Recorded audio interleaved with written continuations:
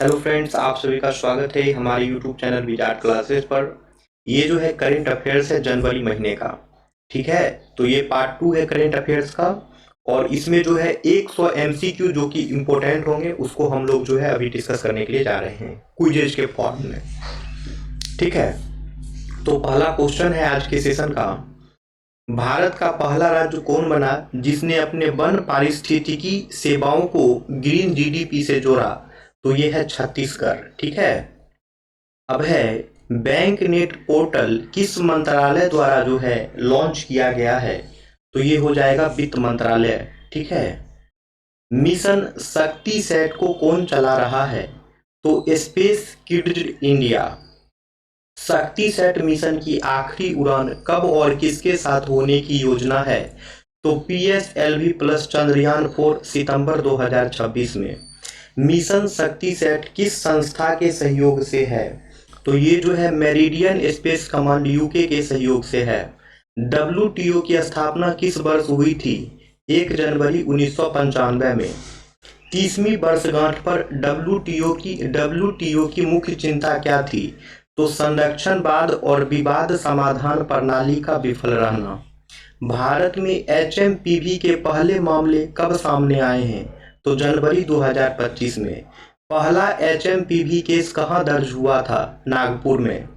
पंचायत से पार्लियामेंट 2.0 कार्यक्रम कब आयोजित हुआ है? तो 6 जनवरी 2025 को। पंचायत से पार्लियामेंट 2.0 कार्यक्रम का उद्घाटन किसने किया? तो लोकसभा अध्यक्ष ओम बिरला ने। पंचायत से पार्लियामेंट 2.0 कार्यक्रम का आयोजन किस स्थान पर हुआ? तो संसद भवन का सेंट्रल हॉल संविधान सदन में। पंचायत से पार्लियामेंट कार्यक्रम का पहला संस्करण कब आयोजित हुआ? तो जनवरी 2024 में। आइलैंड डेवलपमेंट एजेंसी आईडीए की 7वीं बैठक कब आयोजित की गई थी? तो 3 जनवरी 2025 को। आईडीए की 7वीं बैठक की अध्यक्षता किसने की थी? तो गृह मंत्री अमित शाह ने। आइलैंड डेवलपमेंट एजेंसी की स्थापना किस वर्ष हुई थी? 2017 में। आइलैंड डेवलपमेंट एजेंसी की बैठकों का मुख्य उद्देश्य क्या है? तो द्वीप क्षेत्रों के समग्र विकास की योजना और निगरानी। भाषिनी सक्षम बहुभाषी सुविधा ई श्रम पोर्टल किस वर्ष शुरू की गई थी? 2025 में। जनवरी 2025 में भाषिनी सक्षम ई श्रम पोर्टल किस केंद्रीय मंत्री द्वारा लॉन्च किया गया था? डॉक्टर मनसुख मांडविया। जनवरी 2025 में नेपाल तिब्बत सीमा के पास आए भूकंप की तीव्रता कितनी मापी गई थी? तो 7.1। भारत पोल पोर्टल की शुरुआत किस तिथि को की गई थी? तो 7 जनवरी 2025 को। भारत पोल पोर्टल को किस संस्था द्वारा जो है विकसित किया गया है? तो केंद्रीय अन्वेषण ब्यूरो सीबीआई के द्वारा। भारत पोल पोर्टल का मुख्य उद्देश्य क्या है? तो भारत और इंटरपोल के बीच डिजिटल समन्वय। भारत पोल पोर्टल किस प्रकार के अपराधों के नियंत्रण में मदद करता है? तो अंतर्राष्ट्रीय संगठित अपराध। भारत पोल पोर्टल का उपयोग कौन कौन सी एजेंसियां कर सकती है? तो सभी केंद्रीय और राज्य कानून प्रवर्तन एजेंसियां। बिहार में मतदाता सूची का विशेष गहन पुनरीक्षण स्पेशल इंटेंसिव रिवीजन का प्रारंभ हुआ है? तो 24 जून 2025 को। बिहार में बीएलओ बूथ लेवल ऑफिसर द्वारा किस उद्देश्य से घर घर फॉर्म वितरित किए जा रहे हैं? तो मतदाता सूची सत्यापन और दस्तावेज संग्रह के लिए। इंडोनेशिया को ब्रिक्स समूह का पूर्ण सदस्य किस तिथि को घोषित किया गया है? तो 6 जनवरी 2025 को। इंडोनेशिया से पहले ब्रिक्स में कितने देश पूर्ण सदस्य थे? 10। ब्रिक्स की अध्यक्षता 2025 में किस देश के पास है जिसने इंडोनेशिया की सदस्यता की घोषणा की है? ब्राजील। ब्रिक्स का मुख्य उद्देश्य क्या है? तो वैश्विक दक्षिण देशों को आर्थिक एवं राजनीतिक मंच प्रदान करना। माइक्रोसॉफ्ट ने भारत में एआई और क्लाउड क्षमता बढ़ाने के लिए कितनी राशि निवेश करने की घोषणा की है? तो 3 अरब डॉलर। माइक्रोसॉफ्ट अपने निवेश के तहत भारत में कितने लोगों को एआई में प्रशिक्षित करने का लक्ष्य रखता है 2030 तक? तो 10 मिलियन। इंडिया एआई माइक्रोसॉफ्ट साझेदारी में एआई कैटलिस्ट क्या है? तो ग्रामीण एआई इनोवेशन का केंद्र है। भारत और अफगानिस्तान के बीच 2025 में पहली विदेश सचिव स्तरीय बैठक कहां आयोजित की गई थी? तो दुबई में। भारत अफगानिस्तान 2025 बैठक को क्यों ऐतिहासिक माना गया है? तो पहली बार भारत ने तालिबान सरकार से उच्च स्तरीय संवाद किया है। भारत ने अफगानिस्तान के लिए किस खेल क्षेत्र में सहयोग की बात की है? तो क्रिकेट में। भारत का पहला ग्रीन हाइड्रोजन हब 2025 में कहाँ स्थापित किया गया है? तो पुडुमाट्टा आंध्र प्रदेश में। भारत की ग्रीन हाइड्रोजन हब 2025 परियोजना में कुल कितनी निवेश राशि प्रस्तावित की गई है? तो 1.85 lakh crore. Green hydrogen hub 2025 परियोजना के तहत कितनी गीगावाट अक्षय ऊर्जा क्षमता विकसित की जाएगी? तो ये हो जाएगा 20 गीगावाट। ग्रीन हाइड्रोजन हब 2025 प्रतिदिन कितना ग्रीन हाइड्रोजन उत्पादन करेगा? तो 1500 टन। ठीक है, अब है नीति आयोग ने अपनी 10वीं ट्रांसफॉर्मेशन डे किस तिथि को मनाई है? तो ये हो जाएगा 1 जनवरी 2025। नीति आयोग की स्थापना किस वर्ष हुई थी? तो 2015 में। नीति आयोग किस संस्था का स्थान लेने के लिए गठित किया गया था? तो योजना आयोग, यानी कि जो प्लानिंग कमीशन थी उसे ही रिमूव करके जो है नीति आयोग जो है लाया गया है।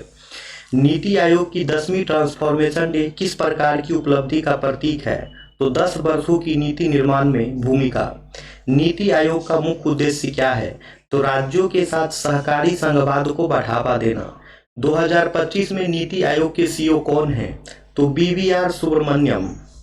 नीति आयोग की 10वीं ट्रांसफॉर्मेशन डे किस प्रकार की रिपोर्ट प्रकाशित की गई है? तो 10 years of NITI Aayog a decade of reforms.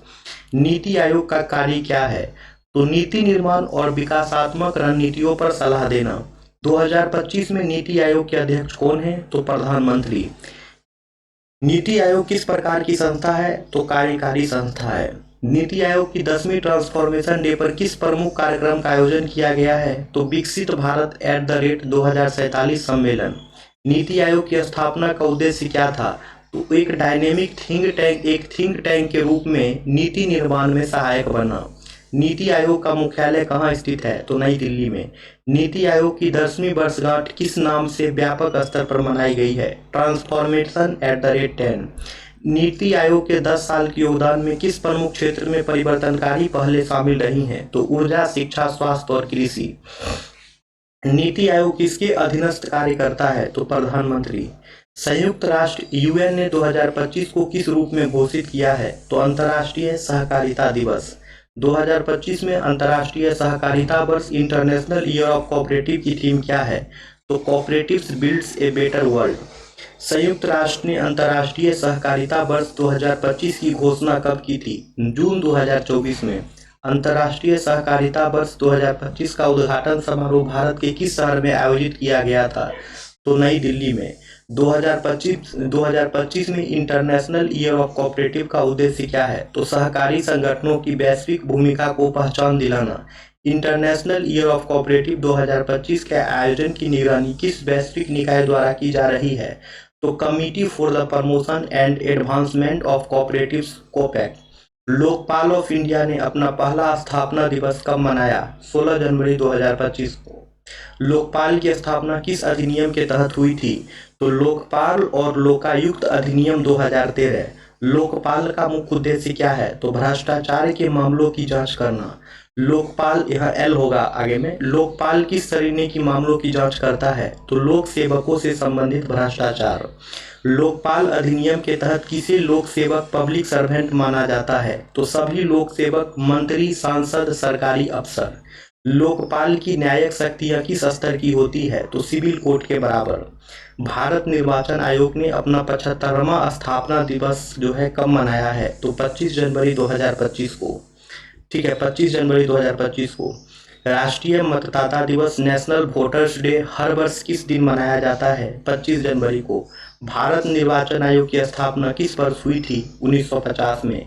Bharat निर्वाचन आयोग ने 2025 में अपना कौन सा स्थापना वर्ष मनाया है? तो 75वां। अब है भारत निर्वाचन आयोग की स्थापना किस दिन की गई थी? तो ये की गई थी 25 जनवरी 1950। राष्ट्रीय मतदाता दिवस 2025 की थीम क्या थी? Nothing like what, I vote for sure. राष्ट्रीय मतदाता दिवस किस उद्देश्य से मनाया जाता है? युवा मतदाताओं को जागरूक करने और मतदान में भाग लेने हेतु। भारत निर्वाचन आयोग का मुख्यालय कहाँ स्थित है? तो नई दिल्ली में। भारत निर्वाचन आयोग कितने सदस्यों का आयोग है? तो ये हो जाएगा 3, जिसमें कि चीफ इलेक्शन कमिश्नर होते हैं और साथ में जो है 2 इलेक्शन कमिश्नर होते हैं। भारत निर्वाचन आयोग में जो है 3 सदस्य होते हैं, जिसमें कि चीफ इलेक्शन कमिश्नर होते हैं और 2 इलेक्शन कमिश्नर होते हैं। राष्ट्रीय मतदाता दिवस की शुरुआत किस वर्ष से हुई थी? 2011 से। पहली बार 25 जनवरी 2011 को जो है राष्ट्रीय मतदाता दिवस मनाया गया था। भारत निर्वाचन आयोग की शक्तियां किस अनुच्छेद के अंतर्गत निर्धारित की गई है? तो अनुच्छेद 324। राष्ट्रीय मतदाता दिवस 2025 में मुख्य कार्यक्रम का आयोजन किस स्थान पर हुआ था? तो विज्ञान भवन, नई दिल्ली में। 2024 में भारत ने कितने मोबाइल इंटरनेट शटडाउन रिकॉर्ड किए हैं? तो 60। 2024 में दर्ज मोबाइल इंटरनेट शटडाउन की संख्या पिछले कितने वर्षों में सबसे कम रही है? तो 8 वर्षों में। भारत में इंटरनेट शटडाउन डेटा किस संस्था द्वारा ट्रैक किया जाता है? तो SFLC, software freedom law centre. Bharat में सबसे अधिक इंटरनेट शटडाउन किस राज्य में दर्ज होते रहे हैं पिछले वर्षों के आधार पर? तो जम्मू और कश्मीर में। मोबाइल इंटरनेट शटडाउन आमतौर पर किन कारणों से लगाए जाते हैं? तो ये हो जाएगा कानून और व्यवस्था बनाए रखने हेतु। भारत में इंटरनेट शटडाउन किस कानून के अंतर्गत किया जाता है? तो telegraph act 1885। Doctrine of merger का अर्थ क्या है? तो निचली अदालत के आदेश को उच्चतर अदालत के निर्णय में समाहित कर देना। डॉक्ट्राइन ऑफ मर्जर सबसे पहले किस प्रसिद्ध केस में स्थापित किया गया था? तो Kunhayammed and other versus state of Kerala 2000। Doctrine of merger किस प्रकार के मामलों में लागू होता है?